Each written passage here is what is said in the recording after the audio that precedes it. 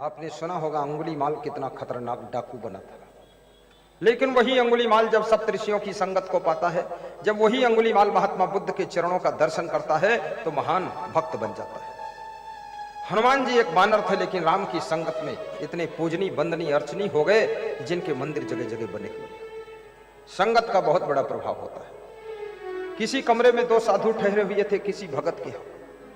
उस कमरे में दो कपड़े की बड़ी बड़ी पोटली टंगी हुई थी। पोटली खाली थी, उसमें कुछ भी नहीं था, लेकिन टंगी थी खूंटी में। एक पोटली से खुशबू आ रही थी, दूसरी पोटली से बदबू आ रही थी। तो संत आपस में चर्चा कर रहे थे, दोनों कपड़ों का रंग एक है, पोटली एक जैसी है और एक ही कमरे में टंगी हुई है। एक से खुशबू आ रही, दूसरी से बदबू आ रही, इसका कारण क्या है? तो पोटलियों ने जब संतों की चर्चा सुना तो पोटली से आवाज आई, भगवान मेरी गलती नहीं है, मैं पोटली हूं, मेरे अंदर थोड़ी देर पहले लहसुन रखा था, लहसुन तो मालिक निकाल ले गया, लेकिन उसकी बदबू इसी में छूट गई है। मैं लहसुन की संगत कर चुकी हूं, इसलिए बदबू आ रही पोटली से। दूसरी पोटली हंसते हुई बोली कि मेरे अंदर केसर रखी थी, मैं केसर की संगत कर चुकी हूं, केसर तो निकल कर चली गई, लेकिन उसकी खुशबू मेरे अंदर छूट गई है।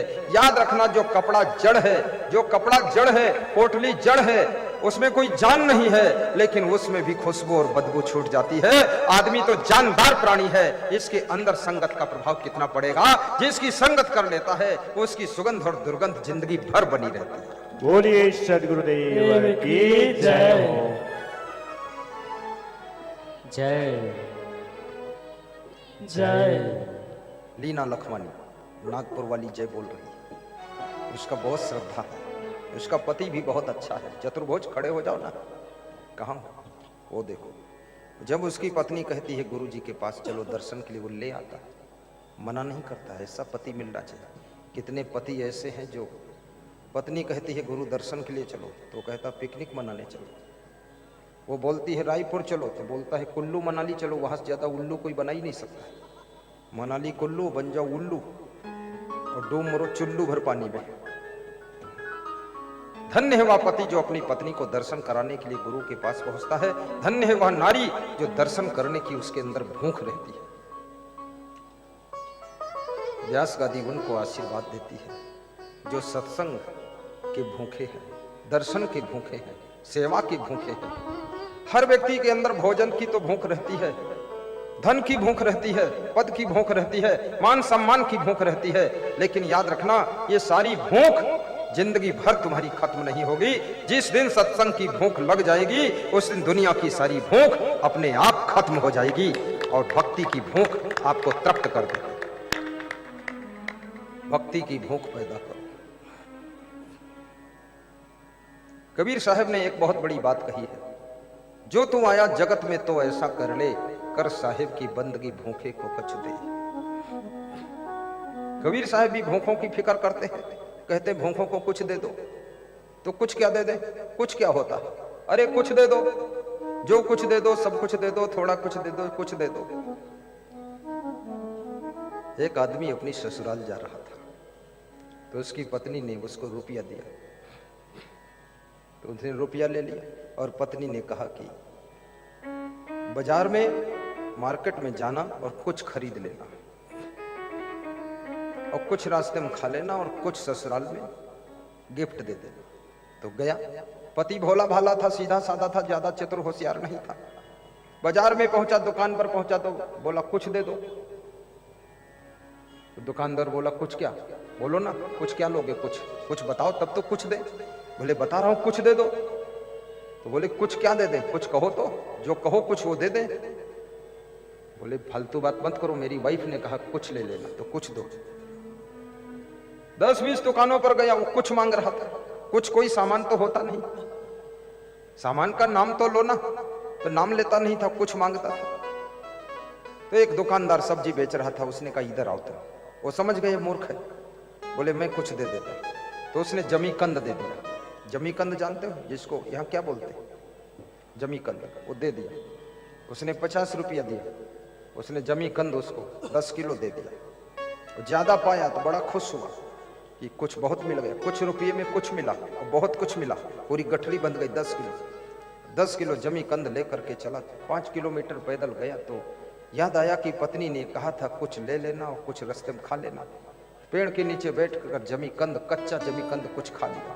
और ज्यों ही खाया गला में खुजलाहट पैदा हुई, गला खुजलाने लगा, गले में दर्द होने लगी अंदर। तो वो बोला कुछ बड़ा खतरनाक है, मेरी पत्नी ने कुछ खिला दिया और कुछ तो बहुत गड़बड़ कर गया। बाकी जो जमी कंद बचा उसको ले जाकर के ससुराल में सास ससुर को सौंप दिया, ये कुछ ले लो। जमी कंद ले लिए। अब सास ससुर ने पूछा कि कुछ नाश्ता कर लो। बोले मैं अब कुछ नहीं खाऊंगा, क्योंकि कुछ खरीदा, कुछ खाया, कुछ लाया और गला मेरा खुजला रहा, दर्द हो रहा, अब कुछ तो कभी नहीं खाऊंगा। तो बोले कुछ पी लो। अरे बोले पीऊंगा नहीं। सास ससुर हंसने लगे। उन्होंने मोबाइल लगाया अपनी बेटी को कि तेरा पति क्या बोल रहा है? बोलता है कुछ लाया हूं, कुछ खाया हूं और कुछ दिया। बोले है कहां कुछ? तो बोला वो है ना जो तुमको दिया हूं, गठरी खोलो। तो खोला, उसमें जमीकंद निकला। बोले ये कुछ है? ये तो जमीकंद है, ये कच्चा खाया जाता। बोले तुम्हारी बेटी ने कहा था कुछ ले लेना, कुछ खा लेना, कुछ वहां दे देना। तो कुछ खरीद कर लाया, कुछ खा लिया और कुछ दे दिया, और तुम फिर कहते हो कुछ ले लो, कुछ खा लो। अब मैं कुछ नहीं खाऊंगा, एक बार खाया तो गला दर्द कर रहा। अब ये बुद्धि विवेक नहीं है। कुछ का अर्थ क्या होता है? ये मेरे गुरु जी कहानी सुनाते थे, वो कहानी आपको सुनाया। विवेकवान बनो। कुछ कोई चीज नहीं होती है, कुछ दुनिया के समस्त सामानों को कहा जाता है। कुछ लेने का मतलब है बर्फी ले लो या पेड़ा ले लो या रसमलाई ले लो। ससुराल जा रहे तो कुछ लेकर भी चले जाओ। अब वही कुछ जमीकंद मत ले लेना। किसी के यहाँ शादी होने वाली थी, बेटी पक्ष के लोग फलदान लेकर के आए। तो उन्होंने अपने मित्र से पूछा फलदान में क्या ले जाऊं? बोले कुछ फल ले लेना, कोई फल ले लेना। तो भाटा खरीद कर लाए, 1 कुंटल भाटा। बोले ये भी फल है। जब वहां फलदान में आंगन में भाटा खोल कर रखा तो बेटी के माँ बाप और बेटी जब भाटा देखा तो बोला बस शादी पूरी हो गई। जब फलदान में भाटा तो शादी में पूरा घाटा, शादी करो कैंसिल। अरे बोले भाटा क्यों लाए हो? बोले कुछ फल लाना था, यही ले आए। नहीं, हमेशा कभी कुछ भेंट करो, पहली तो ये बात है जिसको भेंट करना चाहते हो उसको पसंद क्या है ये सोचो, वो चीज ले जाओ। और भेंट जो करना चाहते हो उसकी क्वांटिटी भले कम हो, मात्रा कम हो। 1 कुंटल भाटा की जरूरत नहीं है, 5 किलो सेव फल ले लो, 5 किलो अनार ले लो, 10 किलो अंगूर ले लो। ये 10 कुंटल भाटा वहां लेकर गए, क्वांटिटी। हमारे पास में एक भक्त आते हैं बिटकुली के, कोदन साहु मनहरे प्रिंसिपल। कह रहे थे आपकी भक्ति से हमारा बहुत फायदा हुआ। एक बेटा बैंक का मैनेजर बन गया, पंजाब नेशनल बैंक का, और दूसरा बेटा जो है रेलवे स्टेशन का स्टेशन मास्टर बन गया। तो हमने कहा तुम? बोले मैं प्रिंसिपल बन गया। हमने कहा वाइफ वो भी टीचर है। तो हमने कहा तब तो सब तरफ से इनकम सोर्स है। बोले इसीलिए जब मिलता हूँ तो आपको दान भी अच्छा देता हूँ, और जो फल लाता हूँ मार्केट का सबसे सुपर क्वालिटी का फल लाता हूँ। आप उसमें से फल हमको देते हैं तो मैं भी नहीं लेता हूँ, क्योंकि वो फल सिर्फ आपके लिए है, बहुत महंगा और क्वालिटी वाला फल है। तो हमने कहा थोड़ा एक तो ले लो। बोले बिल्कुल नहीं लूँगा, आप खाना इसको गुरुजी, अनार भी खा लेना, सेव खा लेना। वास्तव में क्वालिटी का बहुत प्रभाव होता है। आपका मंडप जो लगा है इसमें सुंदरता में, सुविधा में अगर क्वालिटी है, आज यहाँ पर लोग वीआईपी व्यवस्था में बैठे हुए हैं। मैं आयोजक परिवार को धन्यवाद देता हूँ, आयोजक मंडल को आशीर्वाद देता हूँ जिन्होंने सबके लिए चेयर का इंतजाम किया है, सोफा का भी इंतजाम किया है और इतनी सुंदर वीआईपी व्यवस्था किया है, मन गदगद हो गया है। और आपसे निवेदन व्यासगादी यही करेगी कि आप कल भी एक श्रोता, 5-5, 10-10 श्रोता लेकर आना। केवल 1 दिन का और सत्संग बचा है। जमाना वो आ रहा है कि अब ये 7 दिन सत्संग, 9 दिन सत्संग नहीं हो सकेगा। अब परिवर्तन चक्र चल रहा है, समय की कमी हो रही कि हर व्यक्ति बहुत बिजी हो रहा है, इसलिए 2 दिन काफी है। और एक दिन भी ठीक है। एक दिन का सत्संग हो, 4 घंटे का प्रवचन लगातार हो, गुरुदेव विराजमान हो जाएं, 12:30 बजे 1 बजे शुरू कर दे और 5 बजे बंद हो और 5:30 बजे तुम चले जाओ और दूसरे दिन आना ही मना है। गुरुदेव भी निकल जाए यहाँ से, तुम भी निकल जाओ जहाँ जाना है। बस एक दिन का सत्संग होने वाला है, क्योंकि लोगों की व्यस्तता को देखते हुए अब सत्संग का टाइम 1 दिवसीय सत्संग करना पड़ेगा, ज्यादा समय नहीं लोगों के पास। और 1 दिवसीय सत्संग में बहुत बड़ा फायदा ये होता है कि लोगों को रात रुकने का भी झंझट नहीं, नहाने धोने का झंझट नहीं, फ्रेश होने का झंझट नहीं। बस अपने हिसाब से लोग आते हैं। सुबह 12 बजे चालू हो जाए, 4 बजे बंद कर दो। उसी हिसाब से लोग ट्रेन की सेटिंग करते हैं, एरोप्लेन की सेटिंग करते हैं, टिकट रिजर्वेशन कराते हैं, गाड़ी की सेटिंग करते हैं कि चलो किराए से गाड़ी कर लो और 11 बजे पहुंच चलो, 11 से 12 गुरु जी को मिल लेंगे, 12 से 4 सुन लेंगे और 4:30 वापस होंगे, 8 बजे घर आ जाएंगे, बात खत्म। एक दिन का गाड़ी का किराया दे दिया। युग बड़े जोर से बदल रहा है। ये 2 दिन का सत्संग भी बहुत सावधानी से रखा है और हमारे महान संत श्री देवकर जी और संत मंडली ने सोनपैरी धाम में 1 दिन का सत्संग रखा है। 25 फरवरी को दूर से आने वाले भक्त 24 फरवरी को आ जाएंगे। 25 को प्रवचन सुनेंगे, 26 को दर्शन करके पर्सनल मिल करके फिर अपने अपने घर की ओर रवाना हो जाएंगे। 25 फरवरी को आपका सादर आमंत्रण है। वो बाबा न्योता नहीं दे रहा है और मैं दे देता हूं। महाभंडारा होगा, छोटा मोटा नहीं। सोनपैरी की धरा पर सुबह से लेकर के शाम 9 बजे रात तक भंडारा चलता रहेगा। 2 टाइम नहीं, 3 टाइम भंडारा। जब आओ तब खाओ, फिर जाओ तब खाओ और रहो तो खाओ। भंडारा जोरदार होगा, लेकिन प्रवचन बस दमादम मस्त कलंदर 4 घंटे का एक ही बार होगा। क्योंकि जब 2 टाइम प्रवचन होता है तो पर्सनल बैठने का वक्त नहीं मिलता, इसलिए थोड़ा अलग से भी बैठेंगे आपके साथ में। सभी को सादर आमंत्रित किया जाता है। और ये रायपुर का सत्संग मुझे तो बहुत अच्छा लगा। आपको अच्छा लगा कि नहीं लगा पता नहीं, लगा है। सत्संग की गंगा बहती है, गुरुदेव तुम्हारे चरणों में। सत्संग की गंगा बहती है, गुरुदेव तुम्हारे चरणों में। फल मिलता है सब तीर्थ का, कल्याण तुम्हारे चरणों में। मिलता है सच्चा सुख केवल, गुरुदेव तुम्हारे चरणों में। मिलता है सच्चा सुख केवल, गुरुदेव तुम्हारे चरणों में। भगवान तुम्हारे चरणों में है, नाथ तुम्हारे चरणों में है, संत तुम्हारे चरणों में है, क्षमा तुम्हारे चरणों में। कबीर तुम्हारे चरणों में, महावीर तुम्हारे चरणों में है, नानक तेरे चरणों में है, गुरु मन साहिब चरणों में है, राम तुम्हारे चरणों में है, संत तुम्हारे चरणों में। गुरुदेव तुम्हारे चरणों में है, नाथ तुम्हारे चरणों में। आज के सत्संग को सुन करके मध्य प्रदेश राजगढ़ से लसुल्ली धाकड़ गांव से श्री महेश गौड़ साहब कॉन्ट्रैक्टर 2100 की राशि गौ सेवा के लिए भेजा है। अकाउंट में, ट्रस्ट के अकाउंट में गाय माता की।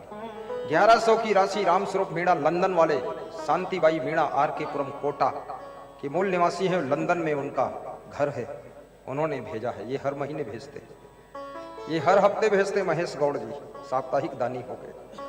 Shri Hiralal Sahu, Reena Sahu, city fashion, Begusarai, Bihar. आप प्रत्येक महीने में 1100 गौ सेवा के लिए, 1100 गुरु सेवा के लिए राशि भेजा है। ताली बजा दो इनके लिए। देवेश विश्वकर्मा, छीपानेर, हरदा, मध्य प्रदेश से 1100 की राशि गौ सेवा के लिए। जीतेश कुमार, प्रतिभा देवी, गोपालगंज, बिहार से 501 की राशि। ये दानियों के नाम 2 मिनट बोल देता हूं। श्री कमलेश परमार, कमलीबाई परमार, भैरू, बोरड़ी, झाबुआ, मध्य प्रदेश। इस साल प्रवचन भी करवाया था, बहुत बड़ी श्रद्धा है। और गुरुमंत्र भी करीब करीब 250 लोगों ने वहां लिया। गुरुमंत्र भी आपको मिलेगा, यहीं पर मिलेगा। जिसके मन में श्रद्धा होगी गुरुमंत्र मिल जाएगा। लोग सोचते गुरुमंत्र में क्या क्या सामान लगेगा। सबसे पहले गुरुमंत्र में तुम्हारा सुंदर मन लगेगा, जीवन लगेगा। बाकी सामान बाद को ले आना, उद्धार कर दूंगा। पहले उद्धार करो, फिर बाकी सामान बाद को। गुरुमंत्र में क्या लगता है? गुरुदेव के पहनने के लिए वस्त्र ले आना, 15 मीटर, 1.25 मीटर चौड़ा, 15 मीटर लंबा, सफेद कपड़ा, कॉटन, बहुत अच्छा। और 5 पात्र ले आना, थाली, कटोरी, चम्मच, गिलास, कमंडल, ब्रह्म कमंडल, जो भी लाना। और गुरु को दक्षिणा दे देना। और फल ले आना, और थोड़ा मीठा ले आना। मीठा आपको ही दे दूंगा। श्रीफल ले आना 2। नारियल, वो नारियल लाना जो खीर में डाला जाता, 2 नारियल। क्या बोलते हैं उसको? नारियल को जो खीर में डालते।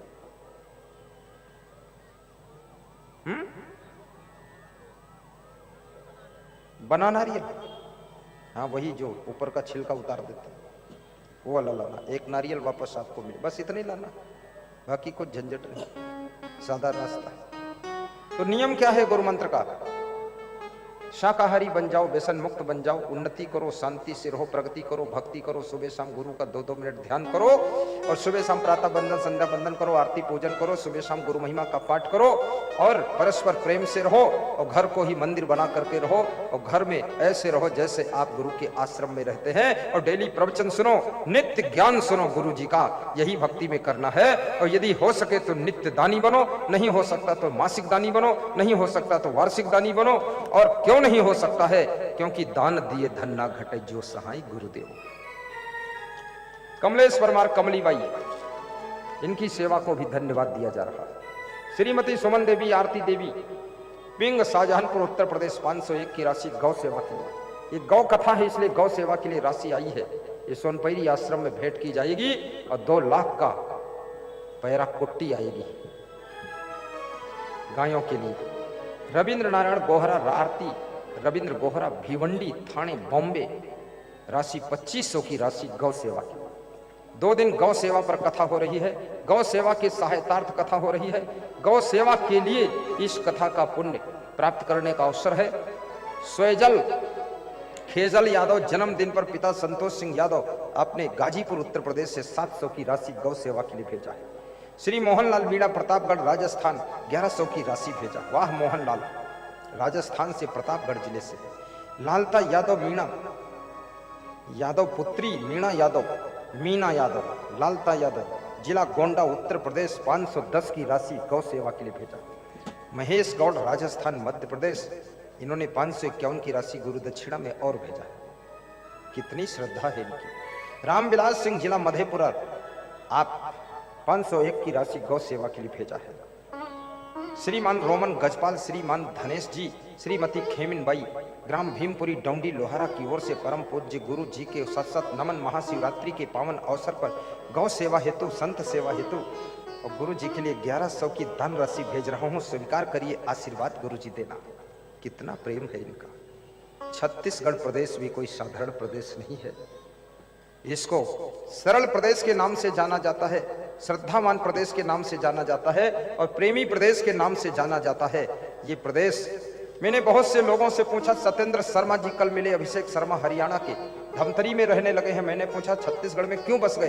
बोले यहाँ लोग सरल होते हैं, प्रेमी होते हैं, और यहाँ आने के बाद हरियाणा वापस जाने की इच्छा ही खत्म हो गई। मैंने कहा हरियाणा में कैसे होते हैं? बोले जैसे होते तैसे होते, लेकिन यहाँ अच्छे होते हैं। हरियाणा की बुराई नहीं करूंगा, लेकिन यहाँ अच्छे।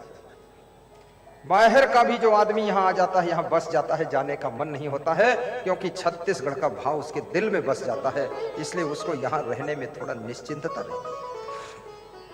उत्तर प्रदेश में आप रहोगे, वहां भय लगेगा कहीं कुछ हो ना जाए। हरियाणा में भय रहेगा कहीं झगड़ा ना हो जाए, क्योंकि हरियाणा में झगड़ा जल्दी होता है और बिहार में आपको डर लगेगा कहीं मारपीट ना हो जाए।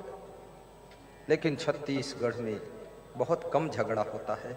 छत्तीसगढ़ में मारपीट लोग भी बहुत कम करते हैं, बस जो बोलना है मुंह से बोल देते हैं, फिर चुप हो जाते हैं। ये छत्तीसगढ़ की परिभाषा है। धन्य है छत्तीसगढ़। हमारे महान भक्त श्री टेक सिंह साहू ग्राम किलेपार जिला बालोद गौ सेवा हेतु 1100 का रसीद पत्र सम्मान पत्र लिया है। आइए अपना सम्मान पत्र ले जाइए, आपको व्यास गादी आशीर्वाद देते हैं। सबके लिए निवेदन है, कोई जाएगा नहीं, सब यथास्थान बैठे रहेंगे, अपना स्थान छोड़ेंगे नहीं। ये मत सोचना कि गुरुजी कथा बंद कर रहे हैं, बंद नहीं हो रही है। 10-15 मिनट और कथा चलेगी, उसके बाद बंद करूंगा। धनपत लाल जी केडी मुंगेली जिला से छत्तीसगढ़ से 1100 गौ सेवा के लिए प्रदान किया है। आप भी आइए, दौड़ कर आइए, अपना सम्मान पत्र ले जाइए, रसीद पत्र ले जाइए। थोड़ा देर मत करना, जल्दी आ जाना। और गाय की सेवा पर एक गीत गाइए। ग्राम ग्राम गौ ग्राम बना कर, ग्राम ग्राम गौ ग्राम बना कर अपना देश महान करे। गौपालक बन बने विधाता, हो पर स्वर्ग विहार करे। गोपालक बन बने विधाता, गोपालक बन बने विधाता, भूपर स्वर्ग विहान करे। गोपालक बन बने विधाता, भूपर स्वर्ग विहान करे। जन्मा सब करो,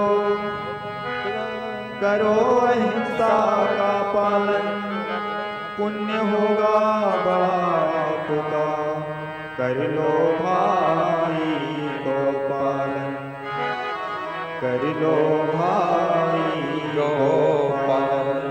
बोलिए हम ग्राम गौ ग्राम बना कर अपना देश महान करे। गौपालक बन बने विधाता, ऊपर स्वर्ग विहान करे। ताली बजाकर गौ माता का गीत है। ग्राम ग्राम गौ ग्राम बना कर, ग्राम ग्राम गौ ग्राम बना कर अपना देश महान करे। गौपालक बन बने विधाता, ऊपर स्वर्ग विहान करे। गौपालक बन बने विधाता, ऊपर स्वर्ग विहान करे। गौपालक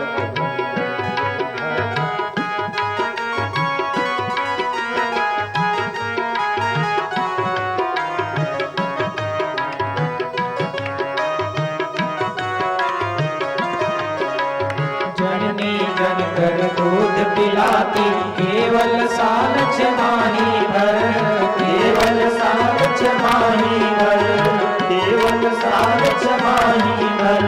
जननी जन कर दूध पिलाती, केवल साल छमाही भर, केवल साल छमाही भर, केवल साल छमाही भर।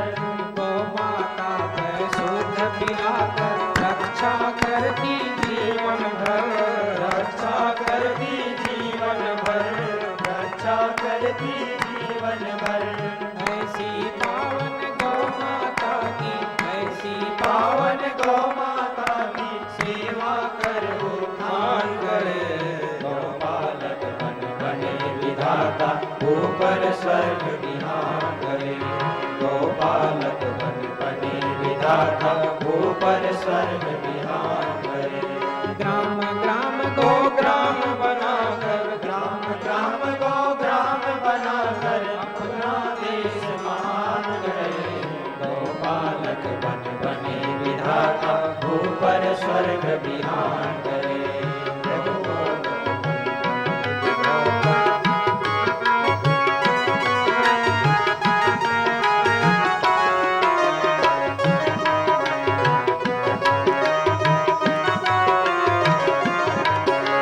सब भूतों की माता है, सबको सुख देने वाली, सबको सुख देने वाली, सबको सुख देने वाली, सबको सुख देने वाली, सबको सुख देने वाली, सबको सुख देने वाली, सबको सुख देने वाली। रोम रोम में देव बसे हैं, सागर करने वाली,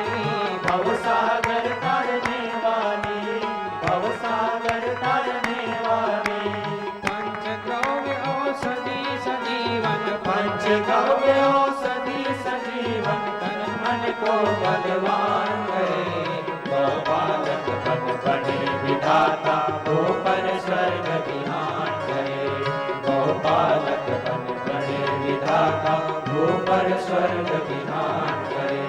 ग्राम ग्राम गो ग्राम बनाकर, ग्राम ग्राम गो ग्राम बनाकर अपना देश महान करे। गोपालक बन बने विधाता ऊपर स्वर्ग विहान करे। गोपालक बन बने विधाता ऊपर स्वर्ग विहान करे। भारत का उद्धार करे। बोलिए गौ माता की जय। गौ माता का गीत गाते ही मेरे हाथ में कटोरा आ गया, और ये बूंदी का कटोरा है। शक्कर और सूखी बूंदी है। सबको एक एक कटोरा बूंदी मिलेगी। यदि हो सके तो घर ले जाना, और ना बन सके तो फिर फाइनल कर देना। और मैं कहूँगा आयोजक मंडल से कल पैकेट के अंदर बूंदी भर देना। आज तो खुला है ताकि लोग घर भी ले जा सकें। ठीक, कल कम से कम 2-2.5 हजार पैकेट बना देना। बैठे बैठे ही सबको दे दिया जाए। इसको ले जाना मुश्किल होगा, बिखर सकती है, या कोई पॉलीथीन मिल जाए तो डाल भी लेना। बच्चों को एक एक दाना प्रसाद का खिला देना। प्रसादे सर्व दुखानां हानिरस्योपजायते प्रसन्न चेतसो हि यासु बुद्धि पर्योतिष्ठते। बुद्धि पर्योतिष्ठते। प्रसाद ग्रहण करने से बुद्धि विकसित होती है। और सदगुरु कबीर साहिब कहते हैं, भूखे को कछु दे। सारा संसार तो भूखा है। मनुष्य के मन के अंदर सबसे बड़ी भूख प्रेम की रहती है। जहां प्रेम नहीं रहता है, जहां प्रेम नहीं मिलता है, जहां प्रेम नहीं होता है, 56 प्रकार के पकवान खाने के बाद भी मन तृप्त नहीं होता। और जब इस जीव को प्रेम मिल जाता है, वहां सेवरी के बेर खाकर भी मन तृप्त हो जाता है। इसलिए याद रखना, कबीर की साखी को मत भूलना। पोथी पढ़ी पढ़ जगमुआ, पंडित हुआ न कोई। 2.5 अक्षर प्रेम का पढ़े सु पंडित हो। रिश्तों में सुख का रस तब टपकना शुरू करता है जब तुम रिश्तों के अंदर प्रेम रस समाहित कर देते हो। प्रेम रस के बिना रिश्ते मुर्दा होते हैं। रिश्ते दुख देने लग जाते हैं। और जब प्रेम रिश्तों में मिक्स कर देते हो तो रिश्तों में सुख भी टपकता है। इसलिए पिताजी से भी प्रेम कीजिए, अपने बूढ़े दादा दादी से भी प्रेम कीजिए, बच्चों से भी प्रेम कीजिए, पशु पंछियों से भी प्रेम कीजिए, और गुरु जी से भी प्रेम रखिए। अपने पति पत्नी के बीच में भी प्रेम की गंगा बहाइए। तुम प्रेम के सागर हो, तुम साधारण नहीं हो। तुम जब प्रेम करने के लिए संकल्प ले लेते हो तो चींटियों को भी शक्कर के दाने खिलाने के लिए बिखेरने लग जाते हो। जब तुम अपने प्रेम को विकसित करते हो तो मछलियों को भी आटे की गोलियां खिलाने के लिए नदियों और तालाबों के किनारे बैठकर तुम सेवा करने लग जाते हो। जब तुम प्रेम विहीन हो जाते हो तो उन्हीं मछलियों को तुम खुद खाने लग जाते हो। तुम्हारा प्रेम रक्षक बनता है, प्रेम विहीन हृदय भक्षक बनता है। और जब तुम्हारा प्रेम और विस्तार रूप लेता है तो महाशिवरात्रि जैसे पावन पर्व में जगह जगह तुम भंडारा भी करने लग जाते हो। और जब प्रेम करुणा बन करके बरसता है तो आप सत्संग कराकर मानव जाति को संस्कार का संदेश देने का कार्य करते हो कि मानो जो बिगड़ रहा है, इंद्र न बिगड़ा, सिंध न बिगड़ा, बिगड़ गया इंसान रे। चांद न बिगड़ा, सूर्य न बिगड़ा, बिगड़ गया इंसान रे। और इसीलिए इंसान है परेशान रे, इंसान है परेशान रे। पशु पक्षी उतना परेशान नहीं है जितना इंसान